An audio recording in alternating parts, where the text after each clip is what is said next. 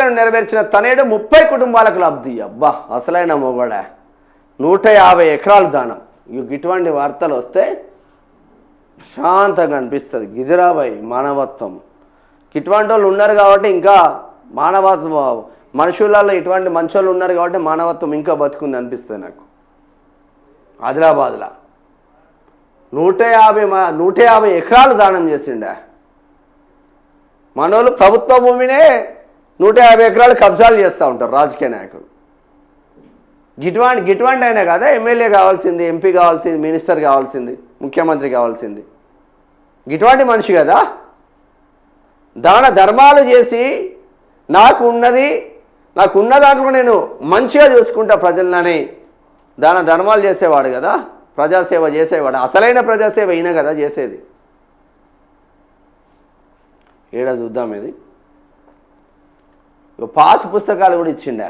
భూదానం pass పుస్తకాలు చూపిస్తున్న విద్యాసాగర్ రెడ్డి రైతులు సెల్యూట్ అన్న. నిజంగా తమ భూములను కొన్నేళ్లుగా సాగు చేస్తున్న పేద కుటుంబాలకి ఇవ్వాలనే ఆలోచనతో కుటుంబం ఏకంగా 150 ఎకరాలను దానం చేసింది. వివరాలకు వెళితే ఆదిలాబాద్ జిల్లా ఇచ్చోడ గ్రామానికి చెందిన కె విద్యాసాగర్ రెడ్డి తన తల్లి ఏనుగు ఆశాబాయి పేరుపై ఉన్న 150 ఎకరాలను దానం చేసి మానవత్వాన్ని చాటుకున్నారు. దాదాపు 40 ఏళ్లుగా తమ భూమి సాగు చేస్తున్న పేద కుటుంబాలకి భూమిని ఇవ్వాలనే తల్లి కోరికను అనుగుణంగా బజార్ ఆత్నూర్ మండలం వర్ధ మన్నూర్ గ్రామ శివారులో ఉండే భూమిని 30 కుటుంబాలకు రాసిచ్చినట్టు కె విద్యాసాగర్ రెడ్డి తెలిపారు. సాగులో ఉన్నవారికి భూమిని ఇవ్వాలనే ఏనుగు ఆశాబాయి ఆలోచన తల్లి ఇచ్చిన మాట నిలబెట్టుకున్న విద్యాసాగర్ మానవత్వంపై ప్రజలు ప్రశంసలు కురిపిస్తున్నారు. గిన్నెను తీసుకొచ్చుకొని కాళ్ళు కడిగి నెత్తి మీద పోసుకోండి. ముఖ్యమంత్రి, మంత్రులు, ఎమ్మెల్యేలు, ఎంపీలు, పొడుగు దునికెటోడు 30-40 సంవత్సరాల నుంచి వాళ్ళ భూమి ఎవరైతే కౌలుకు తీసుకొని దున్నుతూ ఉన్నారో వాళ్ళ తల్లి కోరిక మేరకు మనకు బాగానే ఉంది బిడ్డ, ఆ దున్నే వాళ్ళకే మన భూమి ఫ్రీగా ఇచ్చేసే అంటే అందరికీ రిజిస్ట్రేషన్ చేసి భూభారతి పట్టాలు కూడా ఇచ్చి పడేసిండు. 150 ఎకరాలు అంటే ఆషామాషి ముచ్చటం కాదు. దాదాపు ఒక్కొక్కరికి 5 ఎకరాల చొప్పున వస్తుంది. ఒక్కొక్క రైతుకు 5 ఎకరాల చొప్పున భూదానం చేసిండంటే వెలుగుమట్లలోనో ఖమ్మం జిల్లా వెలుగుమట్లలో 62 ఎకరాల భూదాన భూములను ప్రభుత్వ పెద్దలే ఆక్రమించుకున్నారు. దున్నేవాడిదే భూమి అంటారు కదా నక్సలైట్లు. ఇదే విద్యాసాగర్ రెడ్డి అన్న పర్ఫెక్ట్ సరిపోయిండు. గిటువంటి వాడు కావాలి నా దృష్టిలో ఎమ్మెల్యే, గిటువంటి వాడు ముఖ్యమంత్రి కావాలి, ఇటువంటి వాడు మినిస్టర్ కావాలి.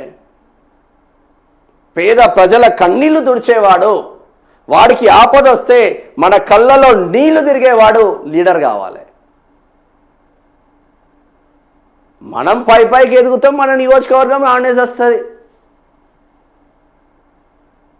ఎన్ని డబల్ బెడ్రూమ్లు కట్టినా, ఎన్ని ఇందిరమ్మ ఇల్లు కట్టినా ఇప్పటికీ ఊర్లో ఉండి ఇంత గుడిసెలేనివాడు ఉన్నాడు.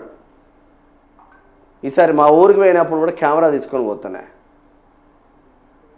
పోతే మీకు అర్థమవుతుంది. ఇక మొత్తం